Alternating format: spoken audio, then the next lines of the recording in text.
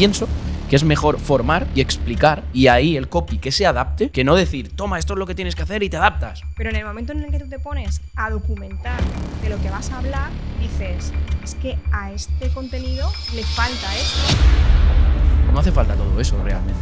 Si eres un buen redactor y te documentas, es que la semántica sale sola del artículo. Está muy bien tener esa estructura porque creo que a los redactores también nos ayuda, nos facilita de alguna forma el trabajo. La evolución de cómo antes se intentaba encajar antiguamente en los textos, la palabra tiene que estar aquí y tal, y era todo súper rígido, todo súper estricto. Ahora que te dan 4 o 5 pautas y con eso es más que suficiente, porque yo pienso que es mejor formar y explicar y ahí el copy que se adapte que no decir, toma, esto es lo que tienes que hacer y te adaptas.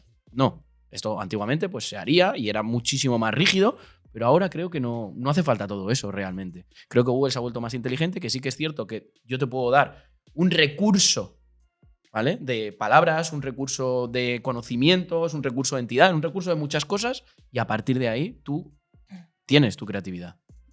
¿Qué opinas tú? Me ha hecho gracia cómo lo has explicado de tienes tu creatividad como...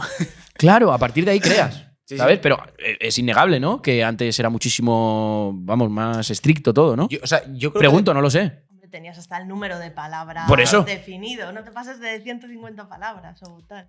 Antes Sí. era más estricto hasta cierto punto porque a veces nos hemos encontrado algunos redactores SEO con unos briefings, unas estructuras de encabezados Claro. muy marcadas. Sí.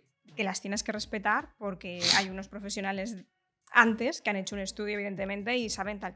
Pero en el momento en el que tú te pones a documentar de lo que vas a hablar, dices, es que a este contenido le falta esto Claro. o le sobra algo que me han indicado, porque a lo mejor a veces por intentar incluir intenciones de búsqueda que son interesantes y muy acertadas para que ese artículo o ese contenido se posicione, estamos reiterando cosas a la hora de la historia que estamos contando. Entonces, está muy bien tener esa estructura porque creo que a los redactores también nos ayuda, nos facilita de alguna forma el trabajo, pero esa parte de intervención del redactor en la labor de investigación, documentación para enriquecer esa estructura tiene que estar, y evidentemente eso implica que tienes que saber un poco de SEO también. Claro. Sí, a ver, también hay que decir que hay redactores y redactores. Si eres un buen redactor y te documentas, es que la semántica sale sola del artículo. Claro. Es que no necesito que me des una lista de palabras porque me va a salir solo al redactar y al haber investigado sobre el tema. Pero bueno, sí que es cierto que depende también un poco del nivel del redactor. Yeah. Yo, por ejemplo, ahora mismo en la agencia pues tengo una guía de redacción SEO. Lo que has dicho tú, les educamos para que entiendan cómo redactar y a partir de ahí ya la creatividad, ¿no? Queda ahí un poco ya en el último... Sale sola. Sale sola. Sí, a ver, yo creo que luego también... Ahí está nuestro Salvador, por cierto. Sí, ha venido a ponerte el aire directamente.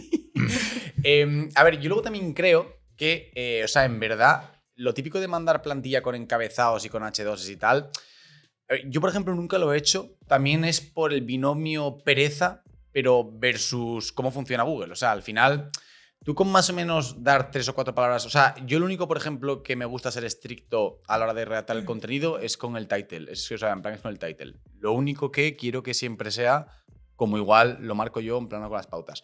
Pero sí es verdad que el resto, con que introduzcas la keyword un poco y luego esté como en plan... O sea, como bien decís...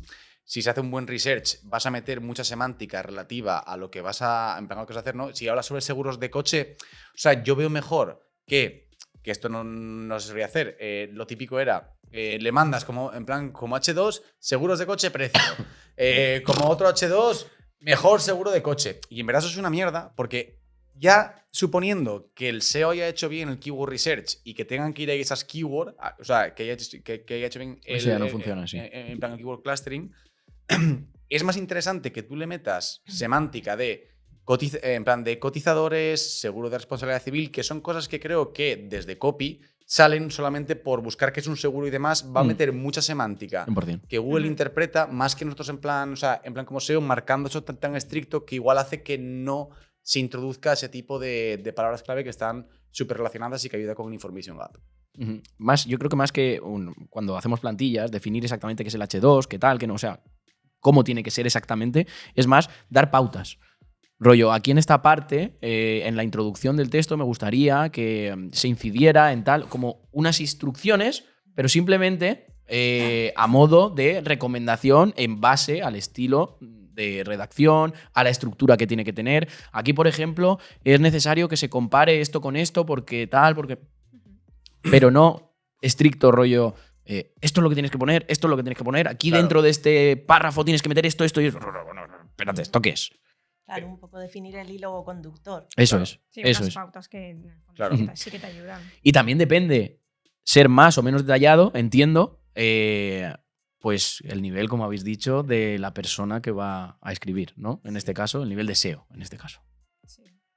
Evidentemente. Y luego también la fluidez que tenga el propio redactor. Es decir, hay gente que le pasas una estructura y se rige mucho por lo que pone y no aporta demasiado. Sin embargo, luego te encuentras a mejor redactores que, vale, sí, eso es como decirte, un esquema, Sí. pero a partir de ahí, por Claro. la labor de investigación y documentación que se hace, que en el fondo yo creo que es un poco la clave de cualquier tipo de redacción, ¿no? Porque cuando tú investigas, te documentas bien sobre temas. Evidentemente, creo que Nuria está opinando igual que yo. Es decir, escribimos de cosas, sinceramente, que no tenemos ni idea, ¿no? Entonces, como no te documentes, preguntes a los clientes, Es normal, etcétera, etcétera, lo tienes un poco chungo. Pero precisamente de esa investigación y esa documentación te va a dar todo ese universo semántico Claro. que va a salir solo y al mismo tiempo le da autoridad a lo que estás Sí, sí, sí. escribiendo. Y a la experiencia que luego cuando alguien vaya a leer eso y lo vaya a consumir diga, pues oye, sin saber no sabrán que no tengo ni idea de esto, pero por lo menos no parece, Sí, ¿no? sí. Y ahí es donde está un poco el punto. Qué bueno. O sea, ¿nos sabéis decir, o sea, la mejor pauta SEO que en plan, como que se ha dado a los copy y la peor? En el sentido de, o sea, pues me he encontrado que me han una vez sugerido esta estructura y me gustó mucho versus me obligaban a poner en plan una keyword al final de cada párrafo y eso es una mierda, por ejemplo. ¿Sabéis decir así? O sea, es una pregunta tonta, ¿eh? Si no, o sea, si no la respondéis, seguimos con el siguiente. Él mismo se pregunta y se responde y se vuelve a preguntar.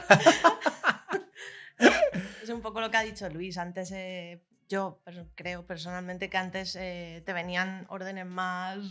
Estrictas, ¿no? Te iba a decir absurdas, pero más enfocadas a lo que era el SEO antes, ¿no? Aquí la palabra clave en negrita en el primer párrafo, no sé qué.